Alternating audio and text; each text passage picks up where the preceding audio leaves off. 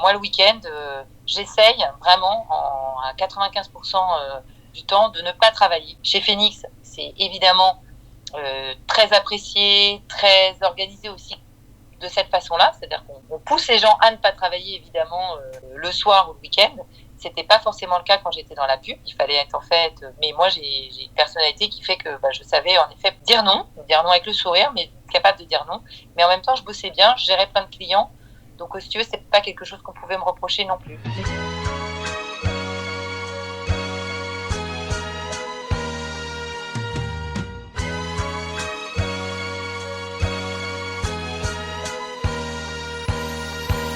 Bonjour à toutes et à tous, je suis Eddy et vous écoutez un nouvel épisode du Brand Podcast. On se retrouve aujourd'hui quasiment à la toute fin du Brand Podcast. Déjà, j'espère que votre mois de décembre maintenant se passe pour le mieux. On avance toujours un peu plus dans la saison. Pour toutes les personnes qui découvriraient le podcast suite à cet épisode, le Brand Podcast est une émission qui a pour but de vous aider à créer des marques fortes et adaptées aux défis du digital à travers les histoires des meilleurs artisans du marketing de demain. Voilà. Vous avez l'habitude maintenant, après plus de 3 saisons, je fais toujours une petite coupure publicitaire. Et aujourd'hui, la coupure publicitaire ne sera pas dédiée ni à Instagram ni à LinkedIn, mais plutôt à la conférence Brand Builders Talk qui aura lieu le 13 décembre à l'EM Normandie sur le campus de Paris. Voilà. C'est limité à 50 personnes, c'est gratuit, vous pouvez prendre vos places, il reste déjà plus que 35 places, donc voilà, n'hésitez pas, si jamais vous y retrouverez 6 des invités du Brand Podcast pour vous parler de comment créer une marque personnelle surpuissante. Sans plus tarder, Valentine, je te laisse te présenter. Bonjour à tous, je suis ravie, merci Eddy de m'avoir invitée aujourd'hui. Donc je suis Valentine Courcouperin et j'ai 45 ans, je suis directrice de la communication et du marketing chez Phoenix. Je suis mariée, j'ai 4 enfants et je vis à Paris. Ok, ça marche. Est-ce que tu pourrais nous présenter rapidement Phoenix pour toutes les personnes qui ne connaîtraient pas ? Bien sûr, Phoenix, c'est une start-up française qui est une start-up de la Tech4 Group, une start-up aussi labellisée B Corp, qui agit contre le gaspillage alimentaire. Et en fait, on propose des solutions performantes, donc digitales ou humaines, pour redistribuer les invendus des industriels ou des enseignes de la grande distribution pour que ces invendus profitent à tous, aux associations caritatives, aux consommateurs finaux avec des paniers de produits invendus via une appli Phoenix. On propose toutes ces solutions de manière très positive pour lutter contre le gaspillage alimentaire qui est aujourd'hui un fléau puisque 1/3 de la production mondiale alimentaire aujourd'hui est jetée, ce qui est une hérésie.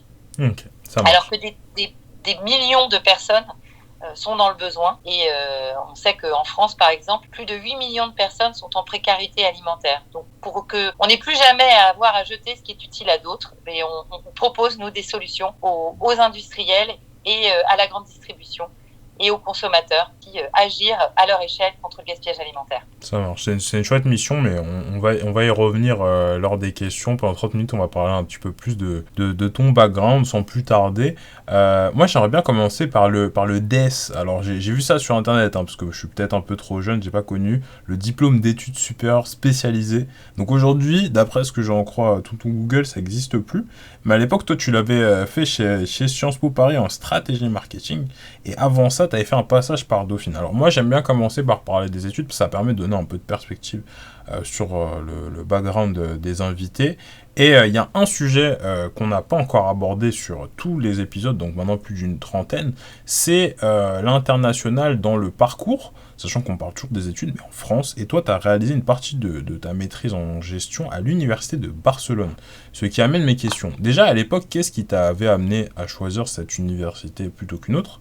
Est-ce que tu en as des souvenirs de ce que tu as appris là-bas, etc. Est-ce que des compétences que tu as appris là-bas, tu les réutilises aujourd'hui ? Alors, écoute, c'est une très bonne question. J'en ai beaucoup de souvenirs, oui. Alors, écoute, juste pour revenir un tout petit peu en amont, moi, j'ai choisi en effet d'aller à Dauphine, qui est aujourd'hui évidemment très reconnue, faire une maîtrise de sciences de gestion en marketing, avec une spécialisation marketing. Déjà, c'est des études canon à Dauphine, une super ambiance. J'étais aussi membre de l'organisation de la Speed Dauphine, qui est une course de voile étudiante. Et j'ai voulu, en effet, en 3e année, Donc je suis partie pour ma 4e année, mais j'ai voulu donc en 3e année, je me suis intéressée aux études à l'étranger. C'est vrai qu'à l'époque, c'était beaucoup plus rare qu'aujourd'hui. Aujourd'hui, c'est génial, quasiment chaque étudiant peut faire une partie de son cursus à l'étranger. À l'époque, c'était Erasmus, donc c'était un programme d'échange universitaire européen. Et je suis partie dans ce cadre-là à l'université de Barcelone. Et j'étais la seule à partir alors qu'il y avait 5 places, tu vois. Comme quoi, c'est aussi tellement dommage maintenant, a posteriori, de se dire ça. Et je suis arrivée avec mon sac à dos dans une auberge jeunesse, dans l'auberge jeunesse Place Arial à Barcelone. Pour commencer mon année universitaire, donc à la Universitat de Empresas de Barcelona. Et j'ai vécu une super année. J'ai eu la chance de faire une année et pas juste 6 mois. Et je me suis... ça m'a beaucoup plu parce que j'ai eu pas mal de travaux groupés en fait avec d'autres étudiants espagnols. Et puis évidemment, j'ai profité de ma vie espagnole et avec des Européens venant d'Italie, de Suède et du Portugal par exemple. J'avais vraiment... c'était l'année du tournage de l'auberge espagnole. J'ai vraiment vécu de Capiche. J'ai vraiment vécu cette période-là comme dans le film. On habitait à 5 dans un appart de toutes les nationalités et ça a été une expérience très très riche. La grosse difficulté à Barcelone, c'est que les gens parlent catalan et qu'on avait beaucoup de profs qui ne voulaient pas faire leur cours autrement qu'en catalan. Voilà, c'est le seul point noir, on va dire, de cette année. Tu parlais catalan? Et non, je parlais pas catalan. Ça semble beaucoup trop français. À l'écrit, c'était moins compliqué, mais à l'oral, les cours magistraux, c'était un petit peu plus compliqué à suivre, en effet. Mais voilà, je me suis baignée jusqu'au mois de novembre. J'ai recommencé à me baigner à partir du mois de mars. Et j'ai fait mon mémoire sur justement la grande distribution en Espagne et que j'ai présenté à mon retour en France et qui a été très bien apprécié. Et évidemment, avoir une expérience internationale, ça te donne un regard aussi sur le monde et une ouverture sur le monde qui est bien différent. J'ai beaucoup voyagé. Je suis partie sac au dos pendant plusieurs mois, pendant 6 mois en Amérique du Sud, 2 ans après. Et en mission humanitaire aussi pendant 3 mois en Afrique à la suite de mes études. Donc j'aime beaucoup ça et j'encourage mes enfants à partir aussi à l'étranger. Bon, toi, tu étais à Dauphine, donc aujourd'hui, Dauphine, c'est une université très sélective. Les taux de sélectivité à Dauphine sur Parcoursup, à l'heure d'aujourd'hui, sont à 7%, donc c'est quand même très, très sélectif. Et du coup, ça amène mon autre question, parce que dans Dauphine, qui est déjà sélectif, il y a forcément un panel d'universités. Tu parlais de ça, il y a 5 places sur l'université où tu es parti. Aujourd'hui, il y a des universités partenaires de Dauphine qui doivent avoir plus, d'autres qui doivent avoir moins. Maintenant que toi, tu es dans la position inverse où tu recrutes, tu construis une équipe marketing, pour qu'un étudiant il ait la meilleure marque personnelle en sortie de ses études, qu'est-ce que tu lui conseillerais de regarder en priorité sur le choix d'expatriation? Tu veux dire en termes de pays ou en termes d'école ou d'université? Les deux. Alors, moi je pense, bon déjà moi je suis pas si attachée que ça au diplôme.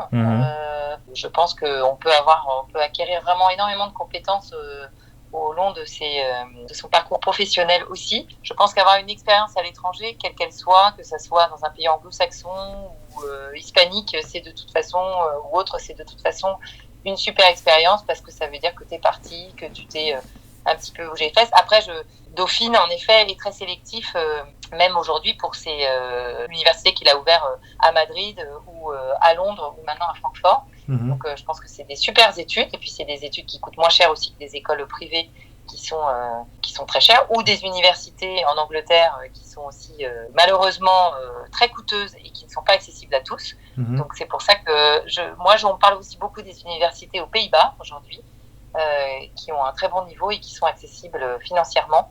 Donc je pense que c'est une super occasion aussi pour les étudiants de se diriger vers ça. Mais moi je vais dire qu'au minimum, je trouve que d'avoir cette ouverture à l'international, que ce soit pour 1 an ou pour toutes ces études, c'est top si on a l'occasion de le faire. Et que si en plus on se débrouille pour arriver à faire quelque chose qui soit accessible, pas juste payer pour aller à l'étranger, c'est encore plus satisfaisant et c'est souvent très sélectif.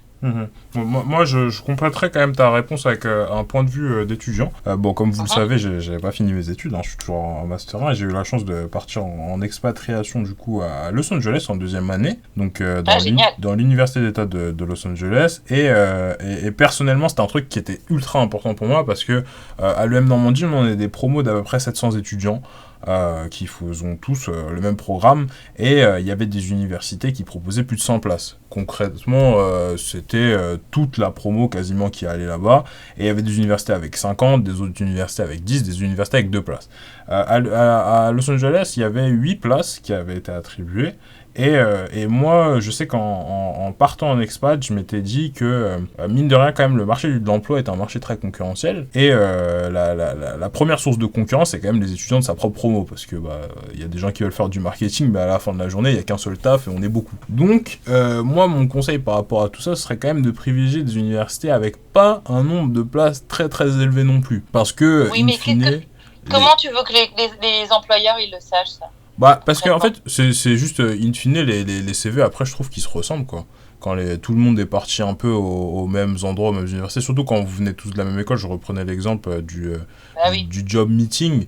Quand il y a des job meetings avec, je sais pas, Decathlon qui vient à l'EM Normandie, ils voient tous les CV des gens qui font l'EM Normandie, et en règle générale, ça se voit, je trouve, assez vite. Donc voilà, c'était plus mon conseil. Moi, ce que je dirais, je vais te dire quelque chose, Eddie, je pense que maintenant, c'est un indispensable de partir faire une année d'études à l'étranger. Vous avez la chance dans les écoles de commerce que ça soit programmé comme tel, ce qui n'est pas forcément le cas dans toutes les universités. Et donc, il faut un petit peu plus se battre et un petit peu plus faire sa place pour pouvoir partir quand on est à l'université. Donc déjà, je pense que c'est un peu plus challenging et que je pense que la différence, du coup, elle ne se fait pas forcément par ton année que tu as passée à l'étranger, mais plus par ce que tu fais aujourd'hui.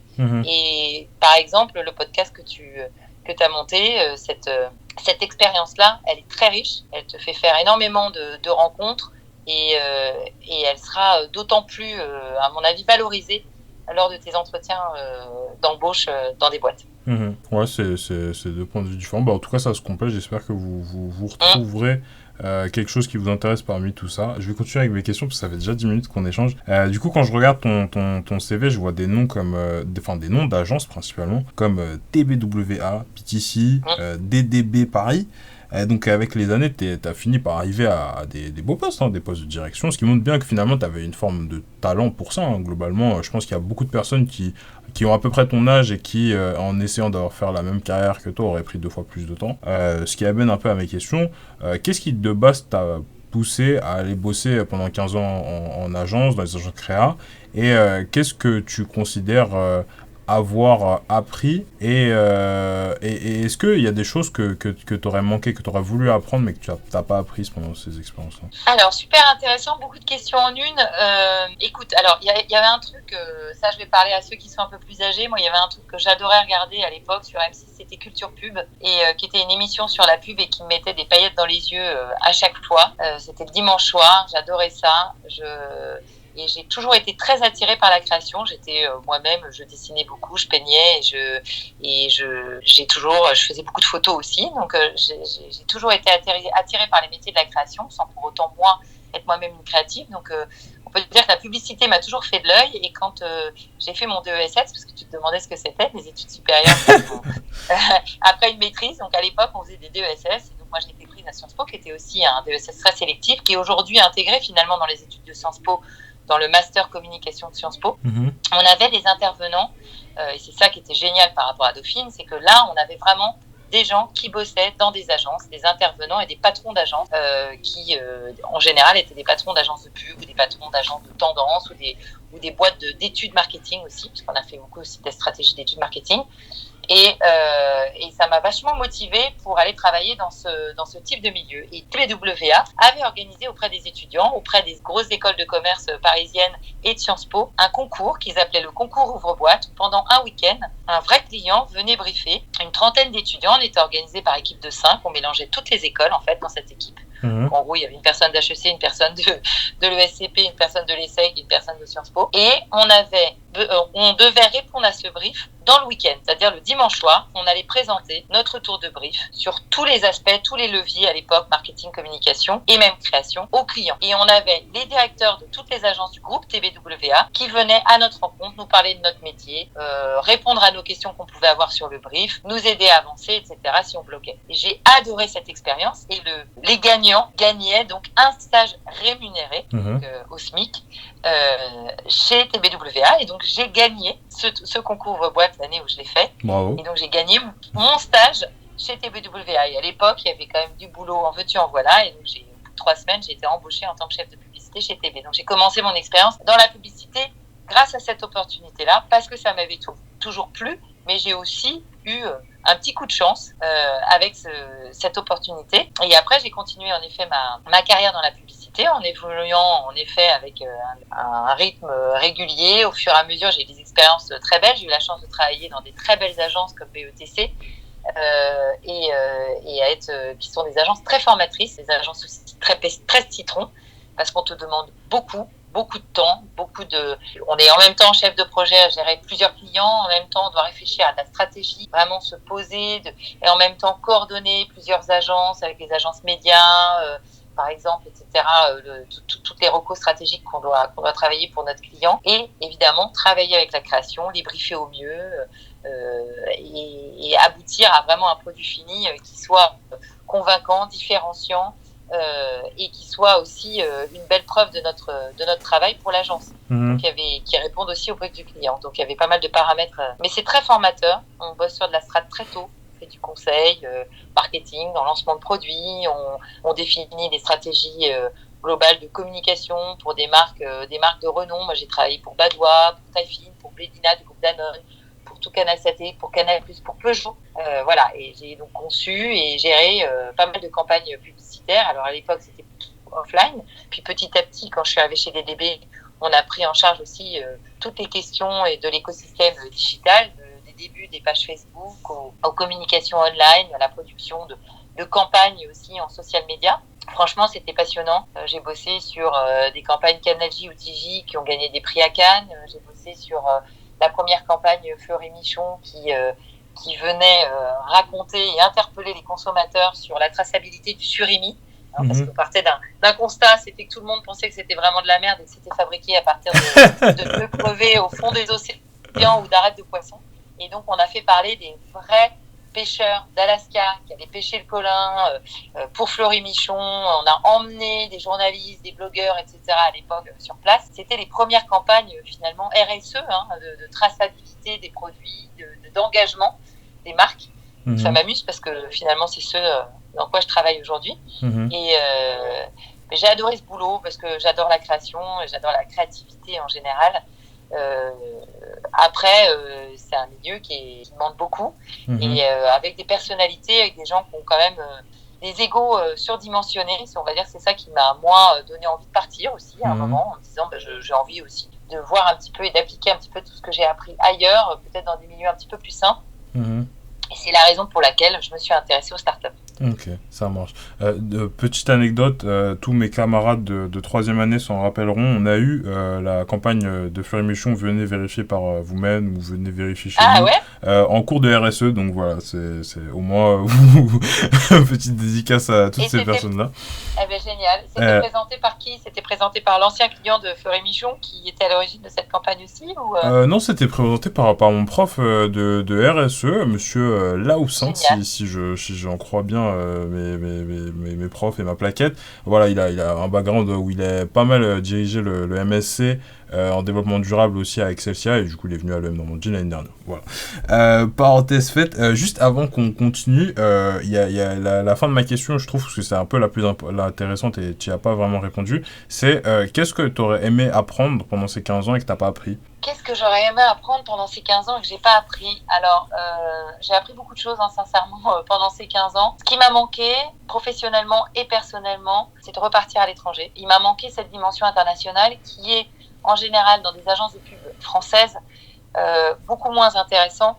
Quand tu prends un poste à la coordination internationale, tu peux aller voyager dans les pays, rencontrer les équipes dans les pays, etc.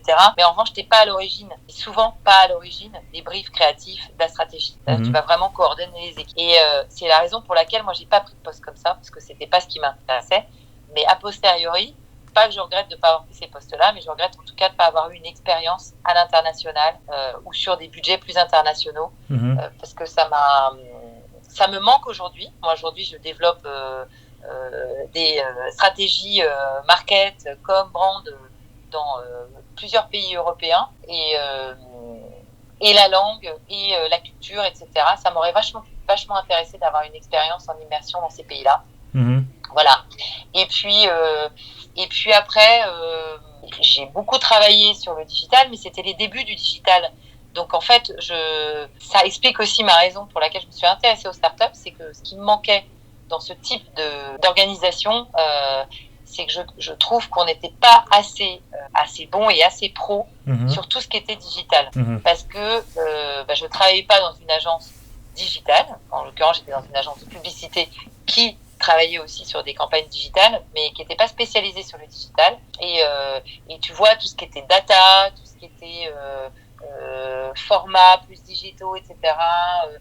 Et après, tous les métiers, en fait, liés au digital, l'UX, l'UI, produit derrière, les devs après, le back-end, etc. Moi, j'ai vraiment appris en travaillant en start-up. Ça m'a beaucoup apporté. Okay. Et je pense que c'est une belle complémentarité, justement, en termes d'expérience aujourd'hui. Et parce que j'ai fait ce choix-là, mais c'est vrai que dans la publicité, j'étais pas allée aussi loin et c'est ce qui me manquait et j'aurais eu du mal à évoluer si j'avais pas fait cette reconversion finalement dans ce secteur qui était vraiment très très différent.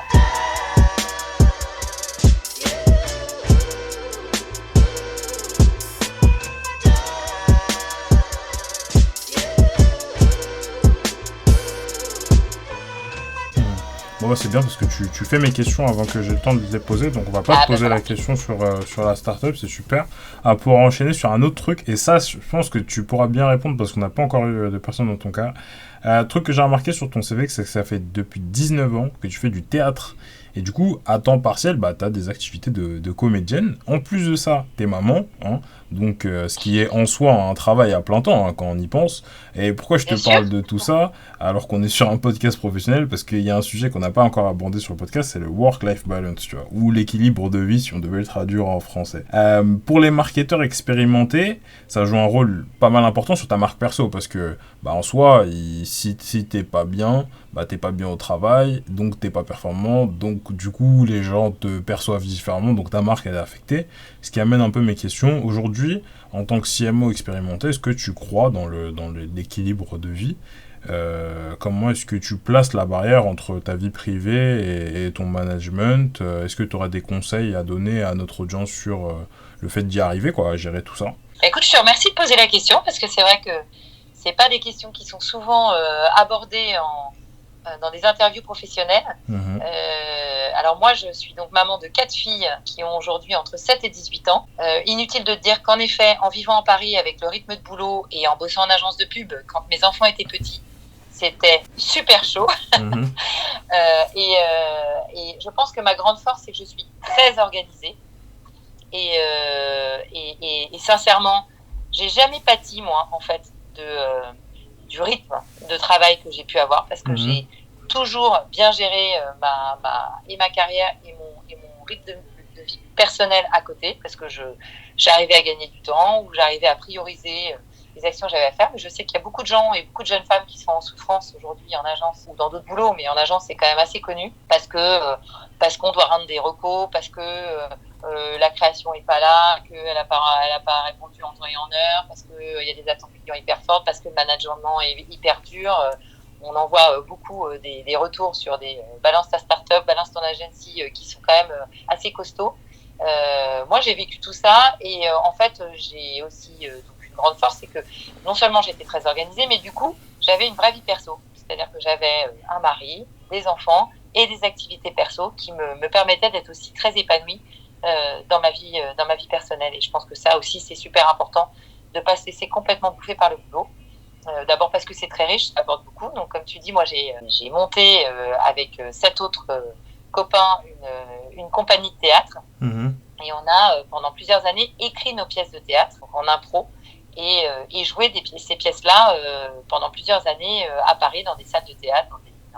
C'est une vraie richesse et c'était une expérience formidable, une vraie famille, et je continue encore aujourd'hui. Alors après, on a toujours un petit temps entre le moment où on a joué et le moment où on va recommencer un nouveau projet, retrouver la pièce qu'on veut jouer, ou réécrire, ou se réorganiser.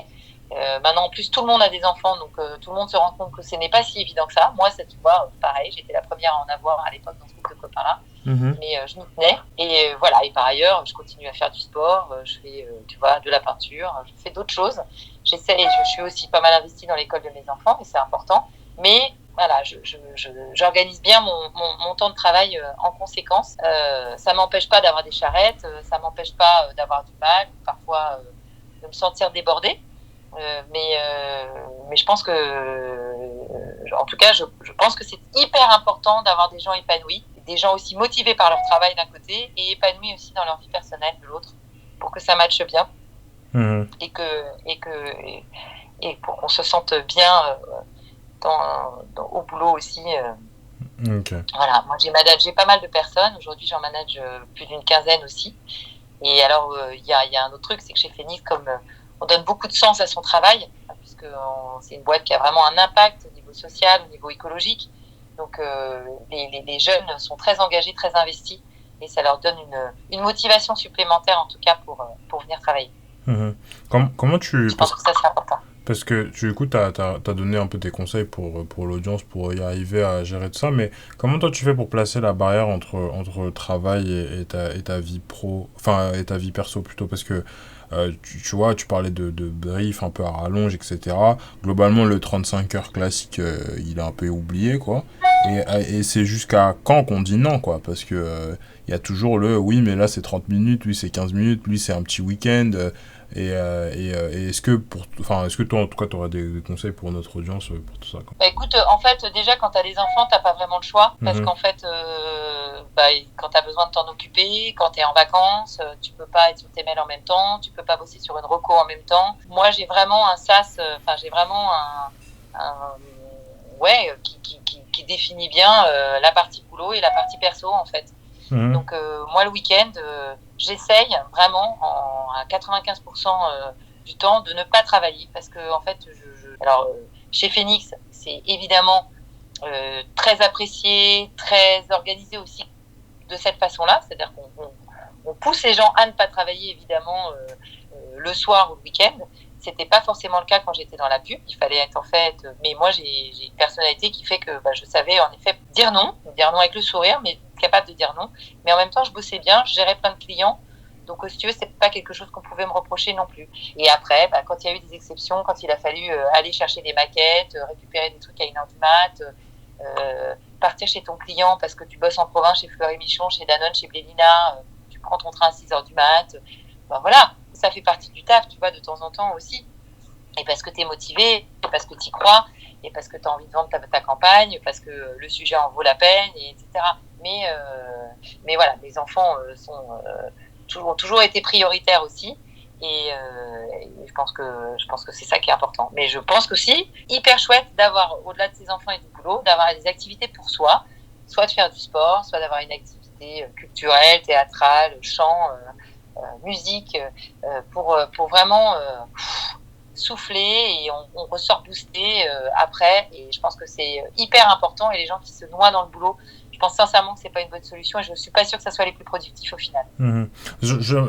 Pour clôturer sur le sujet, je vais quand même relever un truc que tu as dit, c'est que tu avais quand même une personnalité qui faisait que tu arrivais à dire non avec le sourire. Et ça, pour moi, ça c'est le plus important parce que pour donner un peu plus de contexte, un peu comme toi, moi j'ai un background en agence avant, prod, com et influence. Et là, j'arrive en start-up là et je remarque qu'il y a pas mal une culture pas du travail pour le travail, parce que c'est vrai qu'il y a toujours ce truc à la mission, etc., mais du travail pour montrer qu'on travaille.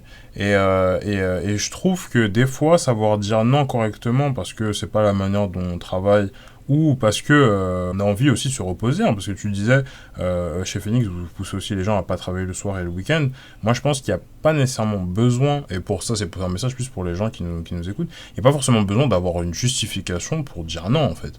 C'est qu'à partir du moment où il n'y a pas d'imprévu particulier, comme tu disais, bon, il y a des choses qui font partie du taf, mais que le train-train quotidien ne devient pas des heures sup sur des heures sup, à un moment dans une politique RH, je trouve qu'il y a quand même un moment où vous devez réagir vous-même, parce que si vous ne réagissez pas vous-même, il y a des dynamiques culturelles qui s'installent, et après, on peut plus rien faire. Bon, c'est plus la parenthèse, mais que... Non, mais tu as raison, le travail doit rester un plaisir. Et il ne faut pas que ça soit que les gens soient valorisés en fonction du nombre d'heures qu'ils font ou de leur présence au travail et tout. Mais moi, je trouve quand même que l'engagement au travail a énormément évolué et qu'aujourd'hui, les jeunes que je vois quand même soit très motivés par ce qu'ils font et le sens qu'ils donnent à leur travail, très investis, mais que sinon, de façon générale, le personnel et leur vie personnelle est vachement plus importante.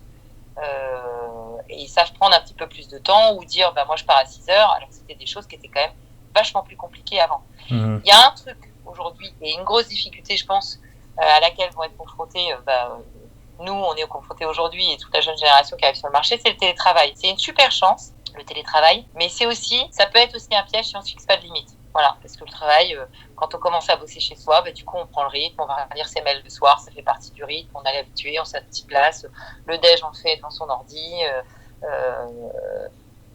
On peut croire qu'on bosse moins quand on télétravaille, mais moi, je pense qu'on peut aussi bosser beaucoup plus, en fait, et être complètement dans le truc sans voir la fin, en fait. Ouais, parce qu'il n'y a pas la barrière du bureau. Parce que du coup, on n'a plus la limite travail maison. Voilà. Bon, sur ce, on va enchaîner du coup avec la partie autour de la marque Phoenix. Moi, j'aimerais bien revenir sur deux choses. T'as parlé au tout début du fait que vous soyez labellisé B Corp, que vous soyez une boîte Tech for Good, enfin tous ces mouvements qu'on voit un peu... je dirais mouvement plus label qu'on voit plus apparaître sur LinkedIn depuis un moment. Ça, c'est un peu comme toutes les entreprises qui sont anti-Black Friday, etc. Et vous avez bossé pas mal sur un rebranding sur votre plateforme de marque, vos identités visuelles, vos différents points de contact avec le client, etc. Moi, j'aimerais bien que tu m'expliques déjà... est-ce que, à ton sens, la labellisation, tout ça, le fait d'engager en fait sa marque, plus que simplement à des actions, mais vraiment un mouvement, c'est un processus, déjà comment il s'organise ce processus, comment on fait pour y arriver, et ensuite, est-ce que tu penses qu'à terme, ce processus il va devenir indispensable pour ta marque employeur, parce que toi tu recrutes, tu disais, tu as une équipe, etc. Et est-ce que en entretien, par exemple, des candidats sont sensibles à ce genre de choses? Est-ce que tu peux nous en dire plus, quoi? Alors, moi, je pense que de plus en plus, les gens ont besoin que les marques s'engagent, que ce soit dans leur consommation au quotidien ou dans leur boulot, en fait, et que de la même façon que tu iras choisir tes produits en fonction de là où vient ton textile, de là où on vient, comment ça a été fabriqué, par qui, comment, etc., tu as besoin de savoir et de connaître et de te motiver et t'impliquer pour une boîte qui fait sens, en fait, un minimum, ou qui a un impact positif aujourd'hui sur la planète, socialement parlant, et du coup, les boîtes à impact qui font partie de l'ESS, l'économie sociale et solidaire, par exemple, ou les boîtes B Corp, donc c'est un label vraiment qui vient récompenser les boîtes justement de cette économie, sont vraiment hyper motivantes pour les jeunes qui ont de plus en plus besoin de s'engager, je te dis, dans leur consommation et dans leur travail.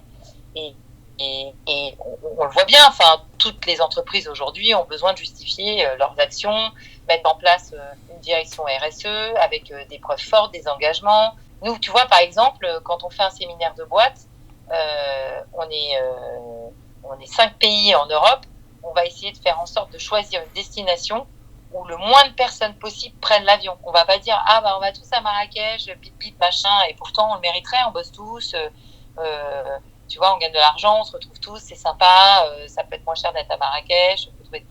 Non, en fait, on va faire en sorte que les gens prennent le train, viennent en voiture, prennent le bus aussi. On va même perdre un peu de temps avec ça, mais c'est hyper important pour nous, tu vois. On a vraiment une stratégie aussi sur notre impact carbone qui est hyper importante. Toutes les actions qu'on mène, qu'on réduit, de réduire au maximum notre impact carbone. Et je pense vraiment que en tant que marque employeur, ça devient de plus en plus important. On a vu un moment que dans la marque employeur, quand Welcome to the Jungle s'est monté, c'était vachement l'ambiance, le baby-foot, les jolis locaux, etc. Et je pense que de plus en plus, ça, c'est en train d'évoluer vers moi, tu vois, la start-up dans laquelle je bossais avant, qui était Wicarb, c'était quand même une start-up de l'économie collaborative, tu vois, c'était sur le partage des ressources. Arrêter d'acheter, et quand on a une bagnole et qu'on l'utilise 2 jours par mois, pourquoi ne pas la louer pour que d'autres s'en servent? Ça permet de gagner un petit revenu et on partage nos ressources, quoi. Et moi, je trouve qu'avec évidemment le développement des Airbnb, des Phoenix, ce type de boîtes-là, on apprend à consommer autrement. Du coup, on a envie aussi de s'investir pour ces boîtes-là. Ok, ça va. Blacard, enfin, tu vois, aujourd'hui, c'est ces boîtes-là qui attirent les jeunes. Ok, et moi j'aimerais juste clôturer sur ce sujet pour savoir, pour les boîtes qui veulent se faire labelliser, rejoindre ces mouvements, etc., c'est combien de temps un process comme ça ça déploie combien d'équipes en interne, enfin de personnes plutôt est-ce que tu peux nous dire plus sur le process? Alors écoute, je connais pas exactement le process pour devenir Bicorp, mais il y a pas mal de choses à remplir, de dossiers, etc. à faire. Nous, on a une personne dans la boîte qui gère toutes ces problématiques-là, tous ces sujets-là. Et on a surtout un fondateur, enfin un de nos cofondateurs, Jean Moreau, qui est président du mouvement Impact France, qui représente en fait toutes les entreprises en françaises à impact, pour un impact positif aujourd'hui sur l'emploi, sur la planète, au niveau social.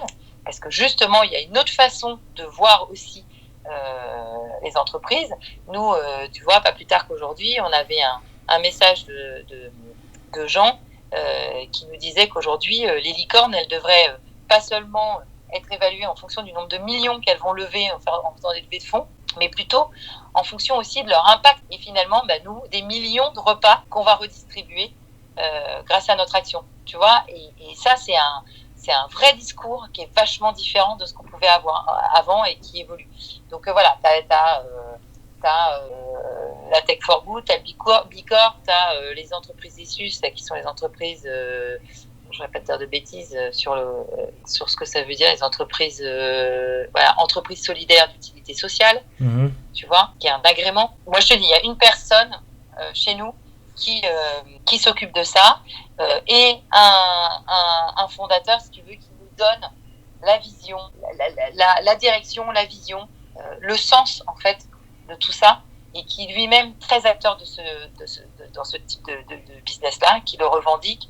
Aujourd'hui, on commence à avoir une communication et une stratégie d'affaires publiques aussi pour pouvoir faire rayonner aussi Phoenix en France, mais aussi en Europe, auprès des collectivités, auprès des élus, faire connaître aussi, faire en sorte que la fiscalité soit toujours aussi hyper intéressante pour les gens qui font du don, faire en sorte que, tu vois, on fait aussi tout ce travail-là pour que la précarité alimentaire, elle soit prise en compte. Quand tu vois les derniers résultats de l'étude du Secours catholique, par exemple, avec un pouvoir d'achat qui diminue, de plus en plus de familles en précarité alimentaire, etc. Nous, on est vraiment là-dedans. On prend en compte tout ça et on essaie de trouver des solutions pour y répondre. Ok, ça marche. Sans plus tarder, on va clôturer l'entretien avec le Fast and Curious version brand. Donc Fast and Curious, le concept de Combini version brand, le concept du brand podcast. Tu vas avoir 3 propositions. Tu vas choisir entre l'une et l'autre le plus rapidement possible. Valentine, est-ce que tu es prête? Tout à fait, Eddy. Tu préférerais aller voir une pièce de théâtre avec des acteurs qui sont l'ensemble de ton équipe marketing ou l'ensemble du management de Phoenix? L'ensemble de mon équipe marketing. Okay. Je pense qu'on rigolerait bien. La proposition de valeur de Phoenix qui est la plus bénéfique à ton sens, c'est pour les pros, les particuliers ou les assos? C'est pour les assos. Ok. Dans ta période étudiante, t'as préféré Sciences Po ou Dauphine? Dauphine. Pour finir, c'est à toi Valentine, quelle est ta question pour moi? Eh bien alors écoute, je suis très admirative de ce que tu fais parce que tu es étudiant et tu as quand même monté un podcast et tu m'as dit que tu avais rencontré plus d'une trentaine de personnes, en tout cas que tu avais fait une trentaine d'épisodes. Yes. Et moi j'aurais bien aimé savoir quelle était la rencontre qui t'avait le plus marqué et pourquoi. Oh, la rencontre qui m'a le plus marqué, c'est dur ça comme question, tiens. Ouais, tu m'en as posé des difficiles aussi. Ça fait un moment que j'ai pas eu une question difficile. D'habitude, c'est toujours des questions, tu vois, sur pourquoi je fais du podcast, l'avenir du podcast et tout. Mais toi, mais t'as déjà répondu à tout ça. C'est des trucs faciles, tu vois. Alors, non, mais alors, qui t'a plus marqué, on va dire, ou alors, est-ce que t'as quelque chose à me raconter sur quelqu'un qui t'a marqué particulièrement, tu vois, pas forcément celui que t'as préféré, mais tu vois, qui t'a marqué pour une raison. Globalement, j'ai fait, ça va être la 3e saison, normalement t'es l'épisode, l'avant-dernier épisode, donc on va quasiment clôturer la 3e saison, et moi ça va faire 1 an que j'ai fait ça, donc je suis quand même, effectivement, comme toi tu le disais, assez content d'avoir rencontré toutes ces personnes, et je dirais que l'anecdote, je pense, la plus marrante, Il y a deux choses, ouais. Il y a l'anecdote la plus marrante, et puis il y a le parcours qui, je trouve, est le plus inspirant, même si c'est vrai que tous mes invités ont tous fait des trucs incroyables avant. L'anecdote la plus marrante, c'est Guillaume Houbèche, qui peut-être nous écoutera, peut-être pas, qui est passé sur le podcast à l'époque, qui était au centre de... à la fois beaucoup d'admiration et beaucoup de polémiques autour du fait d'avoir refusé la levée et tout ça. Et en fait, j'ai eu Guillaume dans le podcast parce qu'à la base, j'ai postulé chez Lemlist, en fait. Voilà, à ce moment-là, je cherchais un stage. Et du coup, je lui ai envoyé un email. Plus précisément, je lui ai envoyé une séquence email sur Lemlist, en fait. Donc, j'ai utilisé son propre outil pour aller le chercher. Et il m'a pas répondu au début. Puis, au bout du 3e email, il m'a répondu en me disant que Lemlist ne cherchait pas de stagiaires de 3 mois, mais eux, ils étaient plus sur des stagiaires de 6 mois, donc que je revienne si jamais j'avais un stage de 6 mois à faire, etc. Et moi, je me suis dit, bah, c'est quand même dommage, parce que j'ai Guillaume Houbèche qui répond à mon mail, mais enfin, il me propose pas de stage, mais je suis en train de faire ce podcast, et en vrai, ce serait cool qu'il passe dedans, tu vois. Donc, j'ai utilisé la demande de stage pour dire, bah, en fait, tu veux pas me prendre en stage, mais est-ce que tu serais quand même dispo pour avoir une petite conversation de quelques minutes. Et en fait, on s'est retrouvés à faire un épisode ensemble.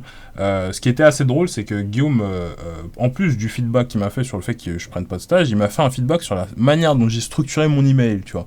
Donc le mec me faisait vraiment un cours, en fait. C'est hyper intéressant. Le mec me faisait vraiment un cours sur, oui, les icebreakers, etc., etc. Et en fait, on a débattu, parce qu'en fait, moi, j'étais pas du tout d'accord avec ce qu'il disait, parce qu'il était dans une position d'employeur, et justement, en fait, il s'était arrêté à l'argument qui était simple de, t'es pas dans la bonne durée, donc je te prends pas, quoi.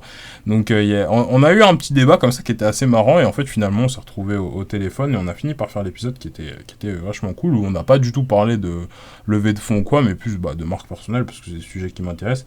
Mais cet épisode il était drôle parce que j'aurais jamais eu Guillaume dans le podcast, parce que je lui ai jamais envoyé de mail à ce sujet là, mais évidemment il voulait pas me trouver de stage, donc j'ai fait comme je pouvais pour avoir au moins cette partie là. Et après pour le parcours qui je trouve est le plus inspirant, pour l'instant c'est l'épisode qui marche le mieux sur cette saison, c'est celui d'Antoine Bluy qu'on embrasse évidemment, qui est maintenant, à l'époque où je l'avais enregistré, il était General Manager Paris chez Lime, et maintenant, même pas 1 mois et demi, 2 mois après, il est déjà Regional Manager pour la France et le Benelux, toujours chez Lime. Donc le mec est clairement brillant. Pourquoi cet épisode-là et pas un autre ? Parce que moi, mon souhait un jour, c'est d'arriver à bosser dans la tech et dans une grosse boîte technologique. Pour la petite anecdote, à la fin de mon premier stage, j'ai bossé dans une agence de production vidéo qui s'appelle Sox Factory. Et une des 2 associées, Sophie Obadia, que j'embrasse, m'a fait visiter Google, puisqu'à l'époque, elle travaillait aussi en part-time chez Google. Donc j'ai pu avoir un petit tour de Google rue de Londres, et je pense que ça a été un des game changers de ma vie entière, hein, parce que quand on rentre dans les locaux de Google et qu'on n'a même pas 18 ans, ça fait quelque chose. Ça fait quelque chose, parce que jusque-là, on a des cours en école de commerce, c'est impressionnant, mais sans plus. Mais on n'a pas vraiment l'impression que tous les mecs qui nous parlent au quotidien, ils bossent dans des vraies boîtes, ou ils ont bossé dans des vraies boîtes, parce que jusque-là, c'est que des CV, mais il n'y a pas de truc physique, quoi. Alors que quand on rencontre les équipes de Google, qu'on fait un petit tour dans leurs locaux et qu'on se rend compte de à quel point c'est beau, et puis surtout c'est inspirant, qu'ils ont tous des parcours vraiment sensationnels, etc., ça donne quand même envie d'aller bosser dans la Silicon Valley, quoi. Vraiment. Donc, du coup, c'est pour ça que je dirais Antoine Bluy, parce que Lime, grosse boîte. Moi, quand je suis allé en expat à Los Angeles, j'ai des très bons souvenirs sur des Lime à Los Angeles, à San Francisco, etc. Enfin, le produit, je le trouve vraiment exceptionnel, et puis surtout, même sa carrière, le mec qui est comme toi, papa aussi, une ascension phénoménale, toujours un drive incroyable pour les transports, ce qui est quand même assez particulier, parce qu'on peut se dire que personne n'est amoureux des transports, mais lui, en tout cas, vraiment toute sa carrière est orientée autour de ce truc-là. Et la manière dont il le raconte, dont il l'exprime, etc., je trouve franchement c'était un chouette épisode et une chouette personne aussi. Donc voilà, c'est mon invité et mon anecdote assez drôle. Merci pour la question, parce que c'est vrai que ça change des questions que je reçois habituellement. Et sur ces belles paroles, on va clôturer. Ouais, ça t'a rappelé des bons souvenirs. Yes, on va clôturer cet épisode. Pour toutes les personnes qui nous écoutent toujours après un peu plus de 45 minutes de podcast, n'hésitez pas à le liker, à le partager, à l'envoyer à vos potes, à nous mettre des commentaires pour qu'on puisse monter dans les classements. Je le rappelle, le Brand Builders Talk, ma conférence animée avec 6 des invités du podcast, sera disponible le 13 décembre sur le campus de l'EM Normandie à Paris à 19h30. Non, à 19h, je dis une bêtise. Vous pouvez déjà prendre vos places, c'est gratuit. C'est limité à 50 places, il n'en reste plus que 35, peut-être même un peu moins à l'heure où je vous parle. Donc voilà, j'espère tous vous y voir là-bas. Merci Valentine pour ton temps. Il est tard, mais on a quand même réussi à faire cet épisode et j'en suis très content. Et puis, ouais, merci beaucoup. Merci de m'avoir invité. Et puis sur ce, moi je vous dis à très vite.